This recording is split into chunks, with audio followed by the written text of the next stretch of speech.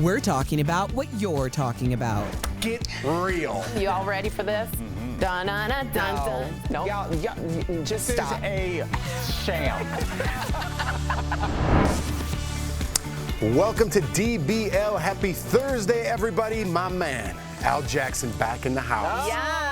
I missed you, buddy. I feel like I've been gone so long. Jeff has a mustache now. You know, like when you leave and like you haven't seen a friend in a while, and then you come back and their kid is 6'11", and you're like, oh my goodness, it's been a long time. Like that's how your mustache is. How do you like it? I'm digging it. Still man. friends? Very, very 1960s movie star coming down like a mahogany staircase, and it just and the name of the show is just Jeff's Manor. Oh God. Mahogany staircase. Yes, I'm telling you. Buddy, I love you and I missed you. I miss you too. Ladies, good to see you. All right. Today we're starting with a look at some of the highest paid celebs, starting with Margot Robbie, whose salary for her upcoming movie Barbie was leaked. So Margot's reportedly taking home $12.5 million for the film, which is the same salary as her co-star Ryan Gosling. Another actress making bank, Millie Bobby Brown from Stranger Things, of course. She was paid $10 million for her upcoming Netflix film, Enola Holmes Part 2. Who has seen Part 1? Yeah. Nobody. $10 million. Good for you. But there a part one? That's great. These salaries pale in comparison to Tom Cruise, who is expected to bring in more than $100 million for Top Gun Maverick because he was also a producer, probably put his money on the back end. Good for you, Tom Cruise. And Will Smith came in second with $35 million for his upcoming film, Emancipation. And Kevin Costner tops the list as the highest paid TV star, making $1.3 million per episode for season 5 of Yellowstone, which totals $18.2 million for the season. They Costner a lot of money for that show. I was stick with it. That wasn't bad. That was not bad. All righty. Yeah. We give it up when they're good. Appreciate it. And I appreciate it. Was anybody surprised by the Costner 1.3? I thought that was low considering the Friends cast was making that 20 years ago. But Yellowstone isn't Friends. Yellowstone's really popular. It's really popular. It's really popular. It's not but Friends it's not popular. Friends. It's not Friends, but for the demographic it talks to, older white guys with a little bit of money that like look at it. Is that's who it's for. I like it too. It's a western. Like older it's cool. Guys have I like it. Older, and that demographic usually has more money to spend on trucks and things like that. So I would think that's what. No, I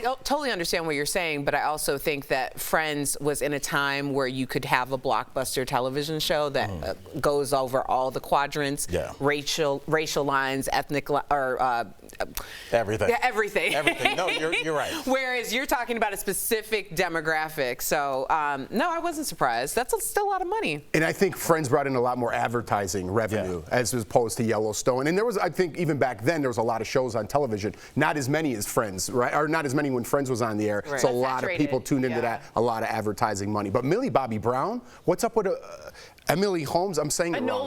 Enola Holmes. Nobody's home. Nobody saw Part 1. I think we are in a different demographic that may not know that exists. Oh, like, you know, like when you find out that stuff is huge with certain, where you're like, Hocus Pocus is huge. Peppa Pig is. I didn't know how big Peppa Pig was because my kids are past that. Like it's weird. Like these different genres like have these huge stars that we might not know about. Hocus Pocus for some reason is huge in my house. Right. They love it. And Part 2's coming out. So the kids are very excited. Yeah, it's a cult favorite. Yeah, cult absolutely. Favorite. Cult favorite or cult phenomenon? Cult phenomenon in favor. All right. Dave Chappelle's comedy show was canceled in Minneapolis hours before he was supposed to take the stage. So the venue named First Avenue announced that Dave's show was being canceled and moved to another theater due to backlash over the comedian's controversial special called The Closer, where he made comments about the transgender community, if you remember. So after First Avenue announced the show, some people pointed out that the venue has a rule that transphobic language is not welcome. On Instagram, First Avenue said it was sorry for booking Dave and believes in diverse voices and artistic freedom. Do you? It lost sight of the impact. It lost sight the impact of hosting Dave Chappelle would have. So the question is, are they caving to the woke mob, quote unquote, Tori? I want you to answer that. And just so you know, that venue sold out in 5 minutes. And then they waited till like the day before to cancel it. A lot going on here. What do you think about them, quote unquote, the woke mob and them caving to it? I don't like the woke mob. I think having woke, to me, I don't like it. I think it's a rebranding of something that's stupid. I think if the venue has a non-transphobic rule, they certainly should have not either booked him or canceled it way before now. This is this is messy. This looks messy. This looks reactionary. It looks like you caved. But you can't have your line say artistic freedom welcome.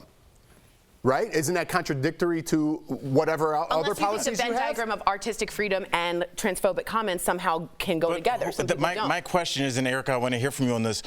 Who makes that decision whether something is transphobic or not? I was so disappointed in myself. I didn't watch the closer, so I don't want to speak on what he... He did say on Team Turf. That was a big moment. But I want to hear the context in what he said it, so I don't want to speak on that.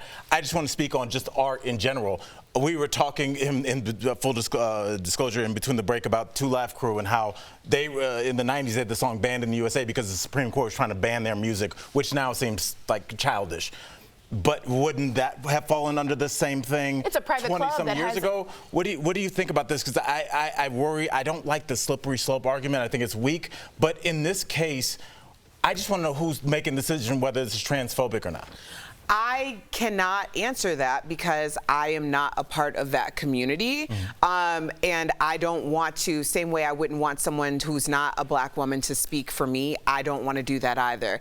The Dave Chappelle thing is a very interesting and real-time kind of like social litmus test because Dave Chappelle is clearly a very highly educated, intelligent person and has the ability to have nuanced conversations.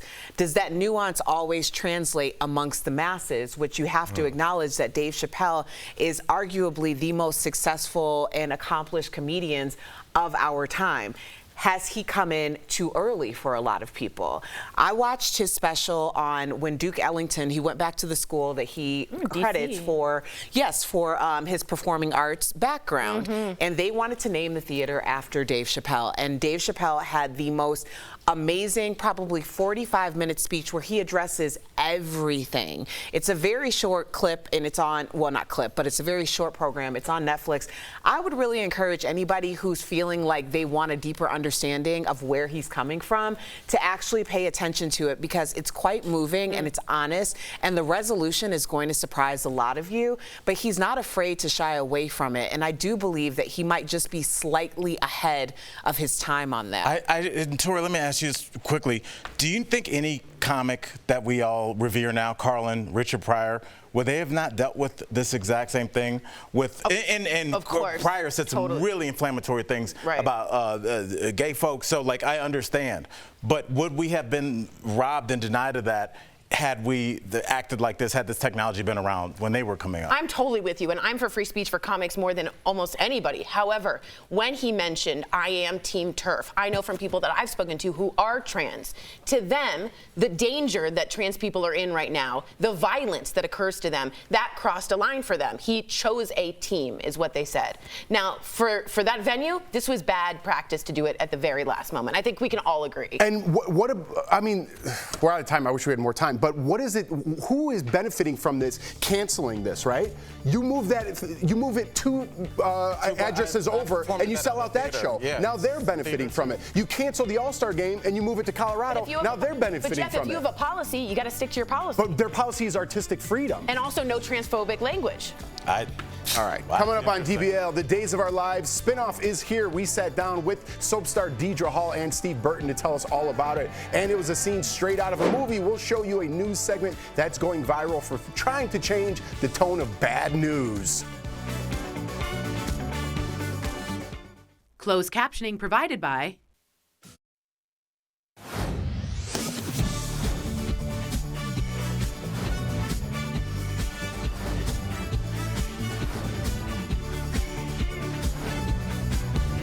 DBL is all new every day. Is this about? No. Oh, we thought it was a home. That's kind of cool. Okay, we're gonna take this back. We're gonna retrack. I would go. Okay. Yeah, let me, go ahead. I love Sherlock Holmes. I didn't know I didn't know there was a correlation there. So my bad. My bad. I don't even think it's your bad. I think it's what I said. It's just demos. You don't like. We don't know. It's not for you. It's not for us. Right. So Enola Holmes, I thought like somehow was a home. Turns out it was Sherlock Holmes' sister, niece. Wow. Which sounds really 23andMe in this. His great nephew's roommate turns out to be a good detective. I heard it's terrible. Okay. I think all that Twin stuff, sister? it's like kind of... I think more people were watching it because it was during the pandemic, so people were like at home, so they had nothing to watch. So. Oh, also, it's not his niece. It's not his niece. It's not his niece. It's his sister. So now we're getting closer to the more nuclear family. But can you be related to somebody that's a good detective? I mean, does that pass down from nature versus nurture? If you were nurtured in that way. To look for things, be hyper vigilant, seek out clues, be curious, go on drugs. Sherlock was a lot of drugs. That's a physical cocaine trait. to be That's exact. fast twitch muscle. Acuity. There might be some sort of genetic. But I would say if you have the mental acuity but not the fast twitch muscles, you're in the booth announcing. You're not on the field fielding ground balls. That's the difference between a great ball player and a great manager. One's also muscle, no? Body mass? Yeah, that's what I'm saying. Something that can be transferred. Don't you think intelligence or some brain stuff is genetic? Absolutely, but I don't know if that transfers to things that are physical. For example, I think that people that build, fighter jets probably can't fly them. Right, but if a guy's a great detective, maybe his...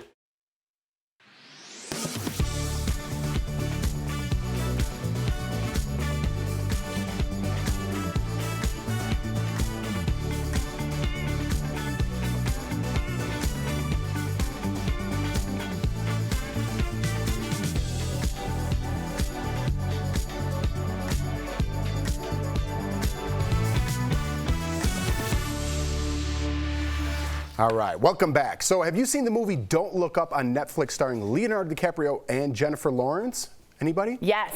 I thought so.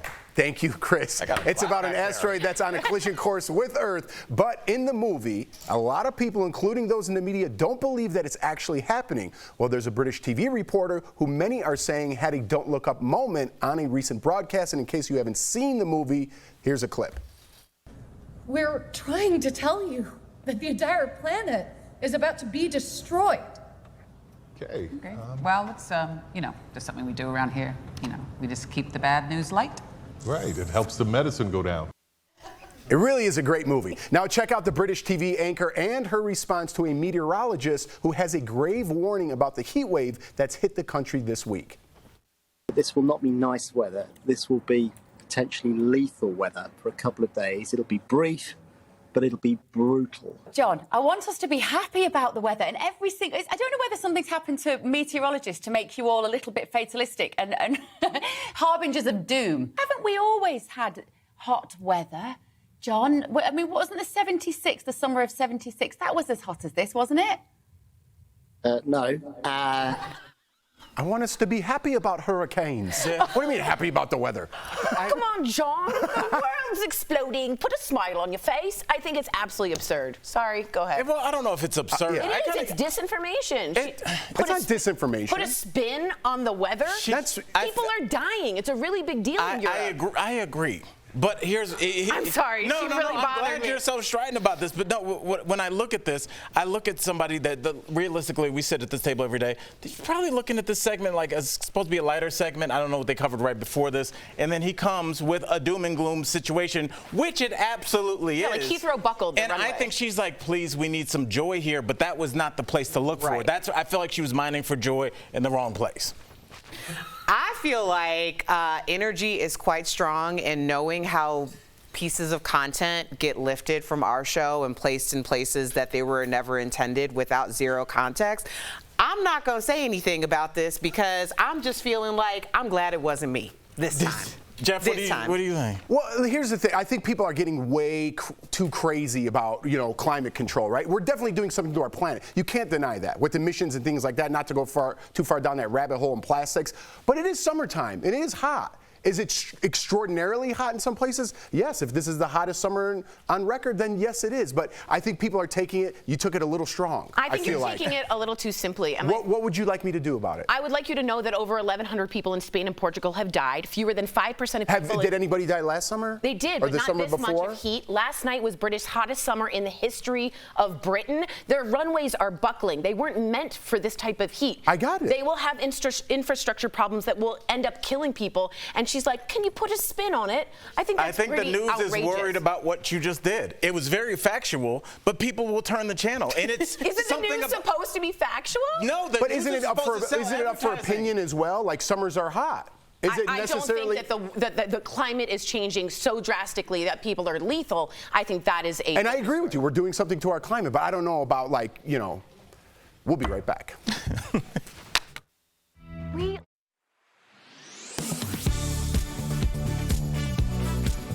One of the most overlooked results of the abortion ruling is that pregnant women can't get a divorce in some states.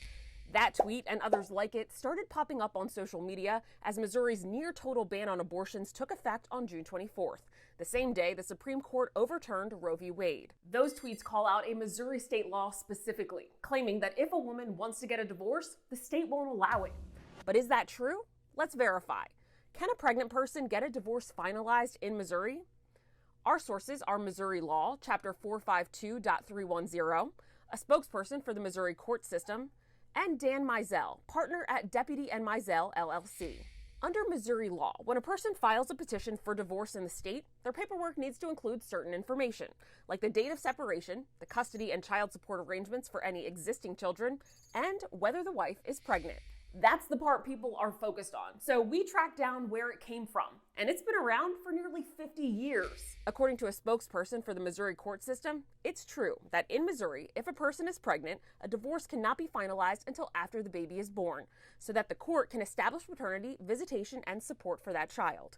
But they confirmed that there are no restrictions which prevent a pregnant person filing for divorce or separating from a spouse. Missouri family law expert Dan Mizell adds that spouses can still file for a divorce and begin handling certain aspects of the divorce process, like the division of assets and debts, but confirms that the divorce cannot be finalized until after the baby is born. So we can verify, no, you cannot get a divorce finalized while pregnant in Missouri. Arizona, Arkansas, and Texas all have similar state laws in place. With your Verify, I'm Adiante Till.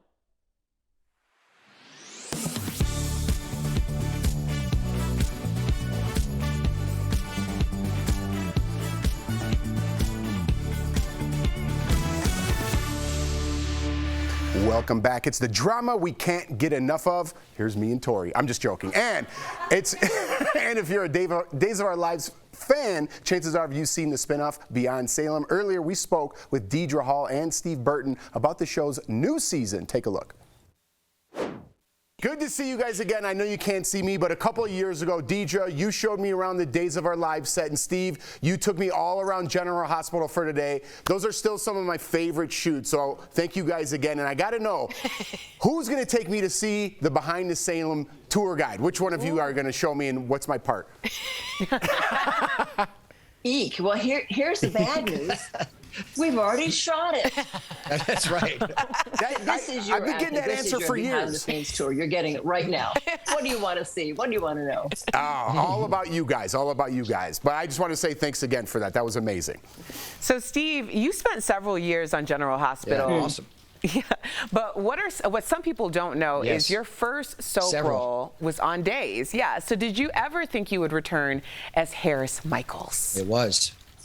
No, I never thought it was, I guess it's always possible since you're kind of in the daytime pool and a lot of people go to different shows. I guess it was possible, but I was never really counting on it. I did Days when I first started my career in 1988 for a limited run. It was awesome. It was a great experience. I couldn't act at all, and I had a wonderful mullet that shall be not shown on the show. And insert clip. I want to see. It was pretty. Hey, it was pretty. Insert clip. It was pretty close to patch. I'll tell you that right now. So when I got the call from the executive producer, he's like, hey, we're doing this kind of spinoff of Days. We did Beyond Salem for Peacock, and it was a big success. We're going to do Chapter 2. Would you want to be involved and, reprise your character? And will you be a bad guy? And I'm like, Albert, for you, sure, let's go. Deidre, you've been on Days for more than 40 years, and how has Beyond Salem allowed you to expand your role as my family's all-time favorite, Dr. Marlena Evans? Oh, how sweet are you? Oh my! I'm coming back once a week to visit you. Please do. Beyond Salem, as I said, gave us the luxury of time and character development, storyline development. but also the adventures. You know, as I said, the luxury of time is to an actor who is cranking out a product so quickly. There are times when we come on set and they said, "Oh, we're out of time. We're going right to tape with your scenes." Wow. And it's just you've got to have your wits about you. But this has the luxury of being able to explore a moment, and that's been an absolute pleasure. Good acting. So it kind of leads me into my last question. I learned firsthand just how hard you guys work on set. It's very hectic. I saw it. I want to know, how long are your shooting days for Beyond Salem? You mentioned that they're a little bit shorter now. How do you guys go through as many script pages, or do you have time to let it breathe? From a production standpoint, you know, I was impressed because they were shooting Beyond Salem and Days at the same time. So you would have actors on one stage doing Days, on another stage doing Beyond Salem. So, you know, listen, you know, you've been there, you've seen how hard it is. And now, you know, there's 4 soaps left, and, you know, they've done an amazing job to pare down and keep us on the air. And sometimes that is a time constraint. So what Deidre's saying is that with Beyond Salem, we got some extra takes. We got to take time with lighting and production value, which sometimes you don't get to do. And that was special for us because we've been in the game a long time. And to be able to do a scene 2, 3, 4 times was like, we were like, thank you so much for letting us do what we love to do. Yeah. You know? Go a little. Can you imagine if they gave us 5 takes? We're live. We'd be here all day. We'd be here all day. we still wouldn't get it right. Still wouldn't get it right. No, you're right. DBL Nation, I know you've been writing me. Beyond Salem is streaming now. It's on Peacock. Deidre and Steve, it has been such a pleasure. You're friends of the show. You're always welcome. Thank you so much for joining us today. We'll be right back. Bye, guys. Bye. Thank you, guys. Bye-bye. Thanks, guys. Thank you. Promotional consideration is brought to you by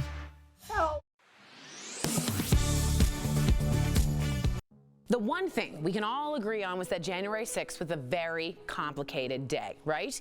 It had just so many layers to it, and it is essentially up to the bipartisan January 6th committee to peel back those layers and tell us the story, truthfully and without bias, about what actually took place. Now, in order to do so, you want to get people who were close to the president at that time, right? Both in terms of who he trusted, but also who was literally close in proximity to him that day.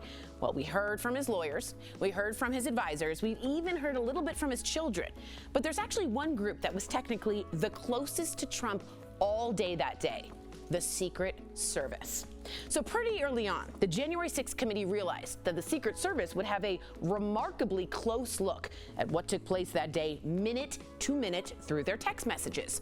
The panel asked to see all the texts, quote, from the 5th and 6th of January from the department, which is actually less invasive than it sounds. You see, the Secret Service is part of a federal agency, and all federal agencies are required to maintain their records, especially on a day as turbulent as January 6th, right? Say it with me. Wrong. Allegedly, the Secret Service stalled and stalled when getting those texts to the panel, and we are now just learning that the Secret Service actually deleted those text messages from those particular days. So, this past week, the January 6th committee took the incredibly rare step of subpoenaing the Secret Service for all their texts from those 2 days, including the deleted ones.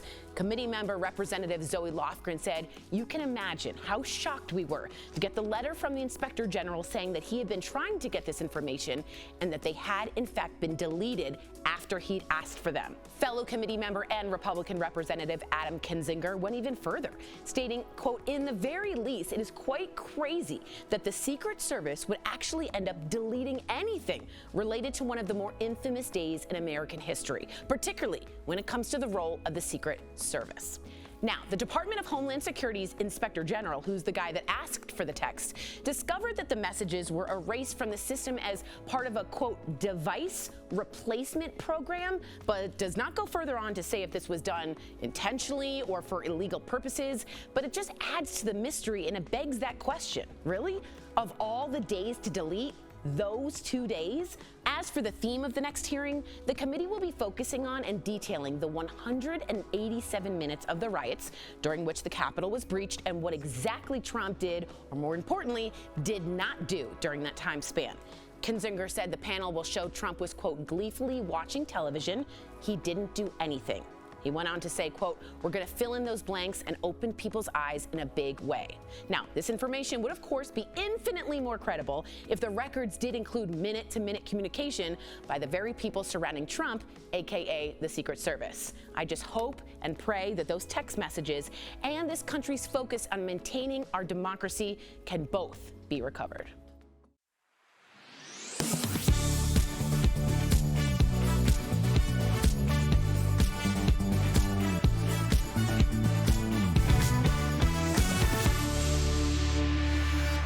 The deals we have today will blow you away. There's something for everyone this week, so get ready to shop. Check it out.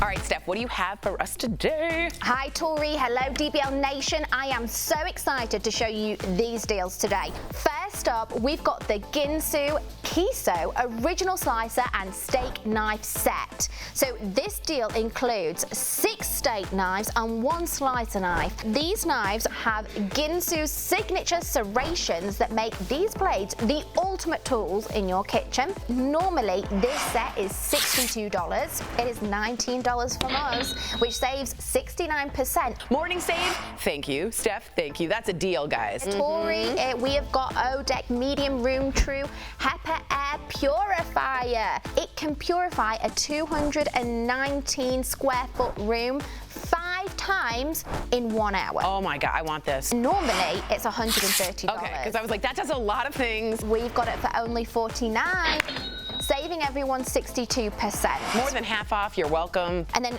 Tori, what about this? Ooh. It's a 2-pack of Bell & Howell 9-in-1 Super Deluxe Tactical Pen with a tool card. It comes with a flathead Phillips screwdriver, bottle opener, flashlight, whistle, and an emergency escape tool for breaking glass. And then also an ink pen too. This is normally $40, but we've got it for just $15, saving everyone 63%. If you have any college grads or your high school seniors, these guys need it then. Our last product today, we've got a Yeti Crossroads 16-litre tote bag. It's got a laptop pocket and 2 interior bottle pockets to stay connected and hydrated this summer. Normally, this is $199, but we've got it for just $99, saving everyone 50%. Wow, we're stepping it on up. Head on over to morningsave.com to snag these amazing deals at the lowest prices, or you can even scan that QR code on screen. It will take you directly to these products on Morning Save's website. Steph, thank you so much. Wow, did you already snag that Yeti cooler? No, it's not. I was staring at that. I need that bag in my life. Is that going to be in the raffle or is it in your trunk? It's not in the trunk, and also it's not even a cooler. It's just a really big bag with lots of slides in it. It's not a cooler? No, I think you can put a cooler in it, but I don't think it's a cooler. Well, that's great advertising. We just did. All right, Yeti makes great products. We'll see you tomorrow. I want it.